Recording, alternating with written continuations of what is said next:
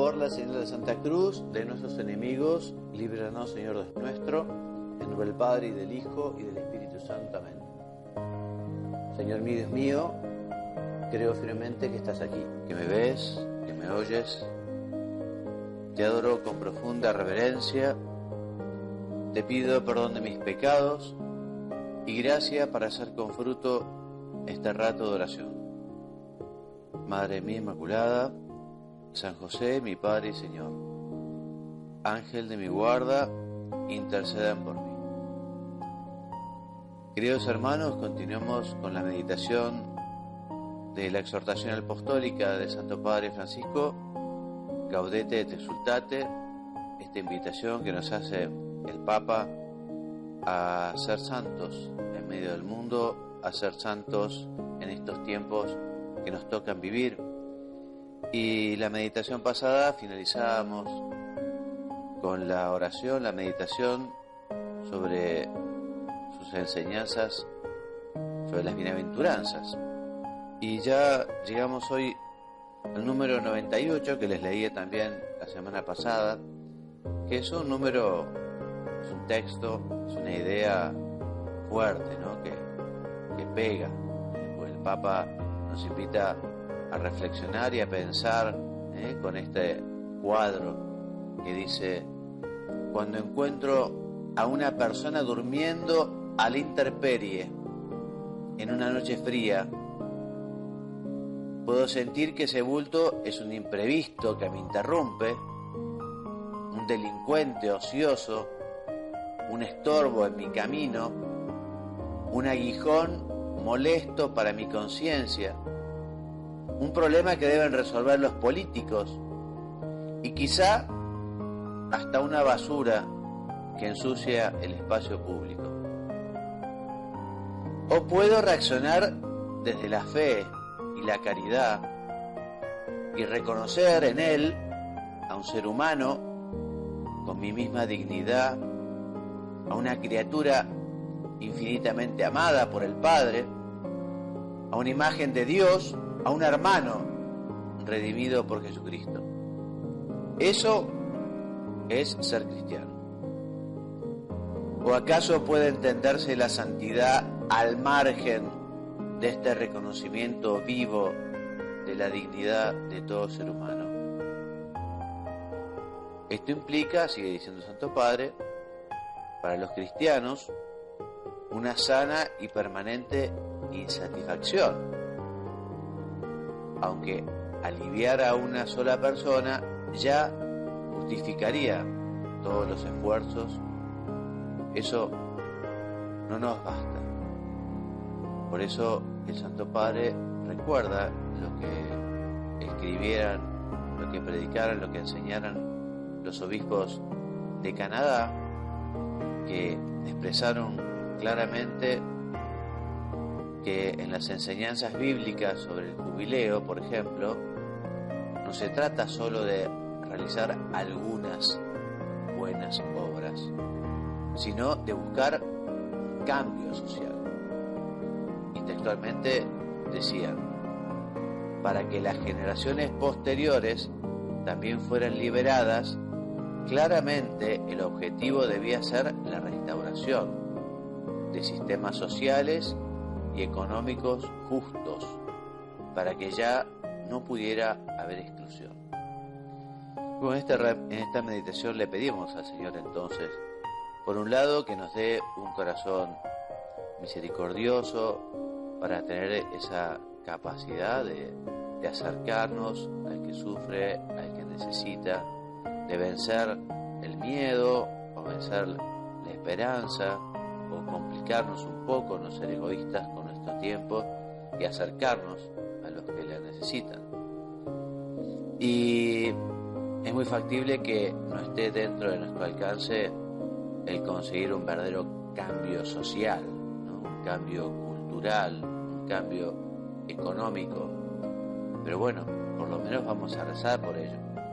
Y si alguno tiene vocación política o para estar en ámbitos de la economía o las cuestiones sociales, bueno, vamos a pedirle que realmente lo que lo mueva sea el bien común y busque efectivamente que el país crezca, que los más necesitados también alcancen esas necesidades que tienen que cubrir, que los que tienen mayores posibilidades colaboren con los que tienen menos, en fin. Y así terminamos este título y comenzamos uno nuevo que dice: las ideologías que mutilan el corazón del Evangelio. Y el número 100, el Papa Francisco escribe que lamenta que a veces las ideologías lleven a dos errores. Concretamente, uno de esos errores es que los cristianos que separan las exigencias del Evangelio de su relación personal con el Señor, de la unión con Él, de la gracia. Y así se convierte al cristianismo en una especie de ONG, dice el Papa, quitándole esa mística luminosa que también vivieron y manifestaron San Francisco de Asís, San Vicente de Paúl, Santa Teresa de Calcuta y muchos otros. A estos grandes santos, ni la oración, ni el amor de Dios, ni la lectura del Evangelio les disminuyeron la pasión o la eficacia de su entrega al prójimo, sino todo lo contrario. También es el otro error, dice el Papa, que es nocivo y que es ideológico, este error de quienes viven sospechando del compromiso social de los demás, considerándolo como algo superficial, mundano, secularista, inmanentista, comunista, populista, dice el Papa. O lo relativizan como si hubiera otras cosas más importantes o como si solo interesara una determinada ética o una razón que ellos defiendan.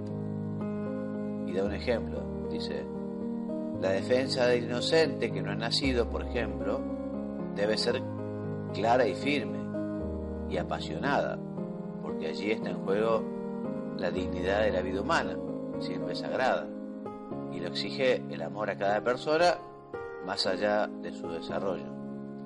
Pero, también nos dice el Papa, igualmente sagrada es la vida de los pobres que ya han nacido y que se debaten en la miseria, el abandono, la postergación, la trata de personas, la eutanasia encubierta en los enfermos y ancianos privados de atención, las nuevas formas de esclavitud. Por eso no podemos plantearnos un ideal de santidad que ignore la injusticia de este mundo donde unos festejan y gastan alegremente y reducen su vida a las novedades del consumo, solo miran desde afuera mientras su vida pasa y se acaba miserablemente. Suele escucharse que frente al relativismo y a los límites del mundo actual sería un asunto menor la situación de los migrantes, por ejemplo. Algunos católicos afirman que es un tema secundario al lado de los temas serios, lo dice entre comillas, ¿no?, de la bioética. Que diga algo así un político preocupado por sus éxitos, dice el Papa, son palabras fuertes, se puede comprender, pero no un cristiano, a quien solo le cabe la actitud de ponerse en los zapatos de ese hermano que arriesga su vida para dar un futuro a sus hijos. Entonces, nos pregunta el Santo Padre, ¿podemos reconocer que es precisamente eso lo que nos reclama Jesucristo cuando nos dice que a Él mismo lo recibimos en cada forastero? San Benito lo había asumido sin vuelta y aunque eso pudiera complicar la vida de los monjes, estableció que a todos los huéspedes que se presentaran en el monasterio se los acogiera como a a Cristo, expresándolo aún con gestos de adoración, y que a los pobres y peregrinos se los tratara con el máximo cuidado y solicitud. Algo semejante plantea el Antiguo Testamento cuando dice: no maltratarás ni oprimirás al inmigrante, pues emigrante fuisteis vosotros en la tierra de Egipto. Si un inmigrante reside con vosotros en vuestro país, no lo oprimiréis. El emigrante que reside entre vosotros será para vosotros como el indígena, lo amarás como a ti mismo, porque emigrante fuiste de Egipto. Seguimos leyendo el Antiguo Testamento, el libro del Levítico. Por lo tanto, no se trata de un invento de un papa o de un delirio pasajero. Nosotros también, en el contexto actual, estamos llamados a vivir el camino de la iluminación espiritual que nos presentaba el profeta Isaías cuando se preguntaba: ¿qué es lo que le agrada a Dios? Y dice el profeta: partir tu pan con el hambriento, hospedar a los pobres sin techo, cubrir a quien ves desnudo, no desatender de los suyos, entonces surgirá tu luz como la aurora. Así que te pedimos, Señor, que nos ayudes a vivir estos textos de la Escritura, esta invitación que nos hace Dios a verte a vos, Jesús, en los demás y especialmente en los más necesitados. Danos, Señor, esta capacidad para decidirnos, ¿no? Y hacer propósitos. En este rato de oración uno puede hacer su examen de conciencia y preguntarse: bueno, ¿qué me estará pidiendo el Señor sobre estos temas? ¿Qué podría hacer yo? Y bueno, si uno al Señor le pregunta, el Señor te va a responder.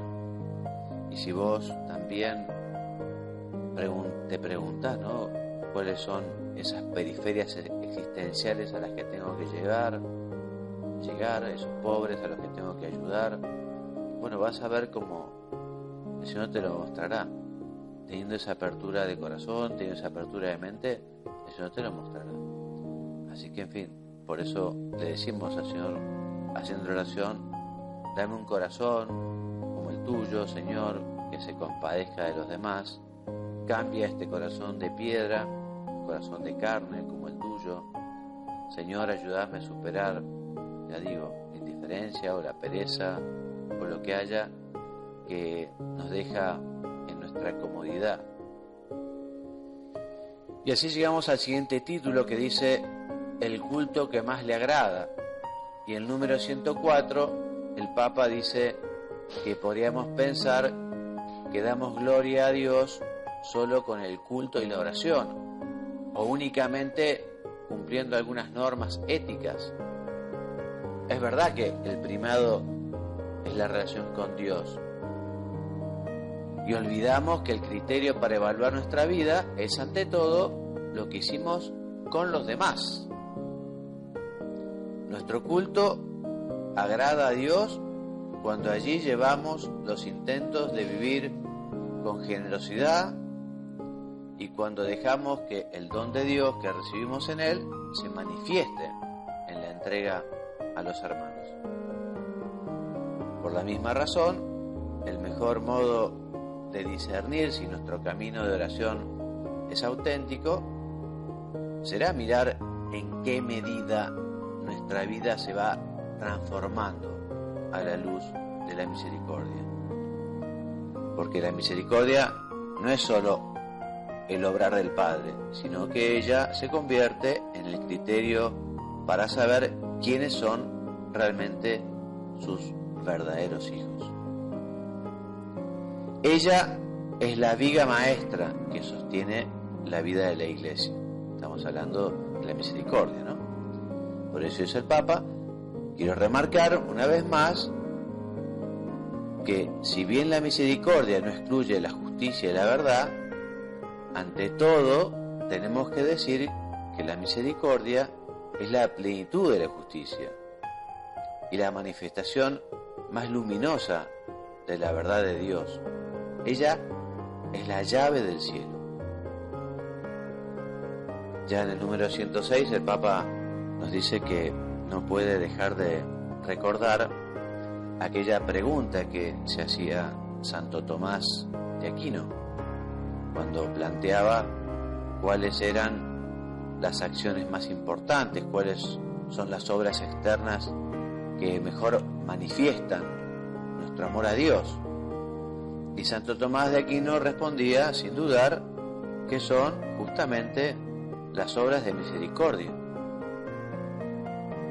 No adoramos a Dios, dice textual, con sacrificios y dones exteriores por Él mismo, sino por nosotros y por el prójimo. Él, Dios, no necesita nuestros sacrificios, pero quiere que se los ofrezcamos por nuestra devoción y para la utilidad del prójimo.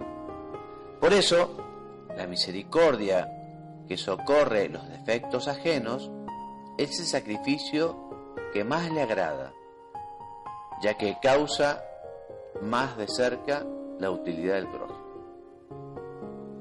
Y así comenta el Santo Padre que quien de verdad quiera dar gloria a Dios con su vida, quien realmente anhele santificarse para que su existencia glorifique a Dios, está llamado a, dice el Papa, obsesionarse, una palabra, en fin, obsesionarse, desgastarse, cansarse, intentando vivir las obras de misericordia. Esto lo había comprendido muy bien, recuerda el Santo Padre Santa Teresa de Calcuta. Decía, si tengo muchas debilidades humanas, muchas miserias humanas, sí tengo, afirmación, pero Él baja y nos usa, a usted y a mí, para hacer su amor y su compasión en el mundo a pesar de nuestros pecados, a pesar de nuestras miserias y defectos. Él, son palabras fuertes, ¿no?, depende de nosotros para amar al mundo y demostrarle lo mucho que lo ama. Si nos ocupamos demasiado de nosotros mismos, no nos quedará tiempo para los demás. En palabras de Teresa de Calcuta. El Papa, en el número 108, nos habla de ese consumismo hedonista, ¿no?, que a veces puede jugarnos una mala pasada, porque en la obsesión por pasarla bien, terminamos excesivamente concentrados en nosotros mismos, en nuestros derechos, y en esa desesperación por tener tiempo libre para disfrutar, nos olvidamos de los demás. Por eso dice el Papa, será difícil que nos ocupemos y dediquemos energías a dar mano a los que están mal si no cultivamos una cierta austeridad, si no luchamos contra esa fiebre, está hablando del consumismo, ¿no?, esa fiebre que nos impone la sociedad para vendernos cosas y termina convirtiéndonos en pobres insatisfechos que quieren tenerlo todo y probarlo todo. También, dice el Papa, el consumo de información superficial y las formas de comunicación rápida y virtual pueden ser un factor de atontamiento que se lleva todo nuestro tiempo y nos aleja de la carne sufriente de los hermanos. El Papa se refiere a esta adicción que uno puede tener, ¿no?, a los medios, la adicción al teléfono, a la computadora, a la televisión, en fin, estar demasiado con este tipo de entretenimientos o de juegos y, bueno, de un modo tan egoísta, dedicarse solo a lo de uno y olvidarse de los demás. Es un peligro y uno tiene que estar atento porque puede ir siendo succionado, ¿no?, por la tecnología, que es algo tan bueno y tan útil y puede ser tan valioso, puede jugarnos una contra cuando justamente las demás personas pasan a un plano secundario, ¿no?, y le damos una importancia desmedida al teléfono, a la computadora, a la televisión, etc. Por eso es el Papa que en medio de esta vorágine actual, el Evangelio vuelve a resonar para ofrecernos una vida diferente, más sana y más feliz. La fuerza del testimonio de los santos está en vivir las bienaventuranzas y el protocolo del juicio final. Son pocas palabras, sencillas, pero prácticas y válidas para todos, porque el cristianismo es principalmente para ser practicado. Y si es también objeto de reflexión, es solo válido cuando nos ayuda a vivir el Evangelio en la vida cotidiana. Por eso, dice el Papa, recomiendo vivamente releer con frecuencia estos grandes textos bíblicos, recordarlos, orar con ellos, intentar hacerlos carne, nos harán bien, nos harán genuinamente felices.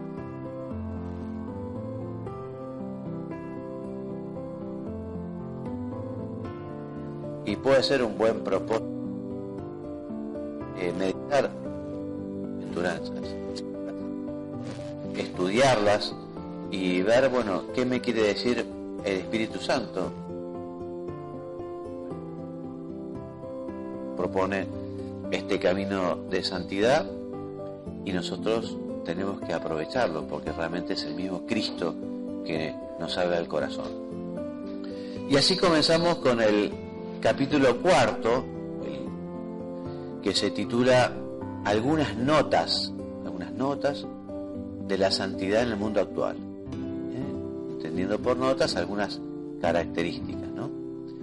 Y el Papa ya en el número 110 dice que dentro del gran marco de la santidad que nos proponen las bienaventuranzas, quisiera recoger algunas notas o expresiones espirituales que a mi juicio no deben faltar para entender el estilo de vida al que el Señor nos llama. Y explica.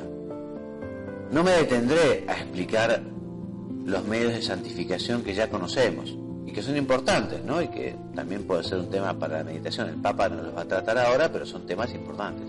Por ejemplo, él cita, enumera los distintos métodos de oración, los preciosos sacramentos de la Eucaristía y la reconciliación, la ofrenda de sacrificios, las diversas formas de devoción, la dirección espiritual, en fin, y tantos otros.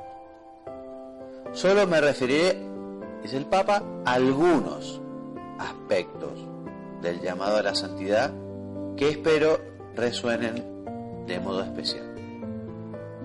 Estas notas que quiero destacar no son todas las que pueden conformar un modelo de santidad, pero son 5 grandes manifestaciones del amor a Dios y al prójimo que considero de particular importancia debido a algunos riesgos y límites de la cultura de hoy.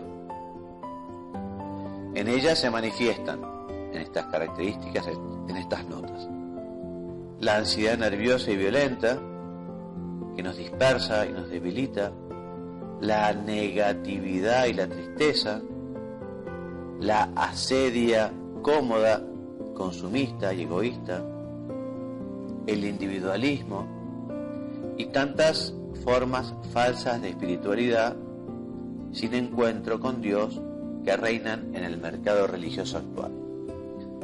Bueno, ¿y cuáles son entonces estas características? Las vamos a enunciar y posiblemente las comenzaremos a meditar la semana que viene. Ya la enunciación del título, bueno, es muy orientativo, ¿no?, sobre cuál es el tema, ¿no? El primer título es Aguante, paciencia y mansedumbre. La segunda es Alegría y sentido del humor. La tercera es Audacia y fervor. La cuarta, en comunidad, o sea, no individualmente, no aislados, en comunidad, ¿no? Y por último, en oración constante. Y así termina el 4º capítulo y comienza el quinto, que es combate, vigilancia y discernimiento.